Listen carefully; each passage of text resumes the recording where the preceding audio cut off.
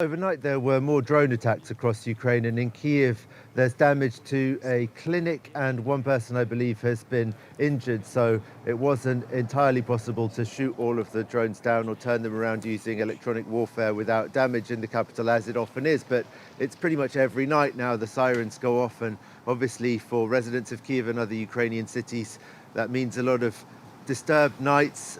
Some people really do still go down to the metro and take shelter, or to basements in their buildings, but not the same kind of massive attack that we saw the previous night, where lots of long-range cruise missiles were launched. Vladimir Putin saying that that is a response to Ukraine firing Western weapons into Russia is to be taken with a huge pinch of salt, since everybody was predicting that Russia would launch such attacks on Ukraine's energy infrastructure during the winter. So it's going exactly as people predicted on that front. What is perhaps a response to Ukraine firing long-range missiles into Russia is Russia's test of this new Oreshnik missile last week, and Vladimir Putin's threats to use it on Kyiv, which I think he made yesterday in Kazakhstan.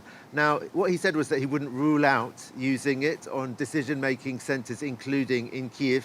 I don't think anybody in Ukraine thought that he was ruling it out before he said he wasn't ruling it out. Last week, Ukraine's parliament closed for one day, citing a security threat, and that was just after the Oreshnik had been tested. So people presumed then that there were fears that that missile might be used on Ukraine's parliament. People I spoke to yesterday said they weren't particularly more afraid, that it was nothing new. I think that what bothers Ukrainians much more is the damage to the electricity infrastructure being done by these overnight strikes, and then the situation on the front lines. And what that means is that they're afraid that Western partners of Ukraine may be too scared by Putin's rhetoric and less keen to keep giving Ukraine the weapons that it needs to fire at targets in Russia, which Kyiv insists it absolutely needs to do in order to hold the line, or even stop the Russian advance from going as fast as it is at the moment in the Donbass.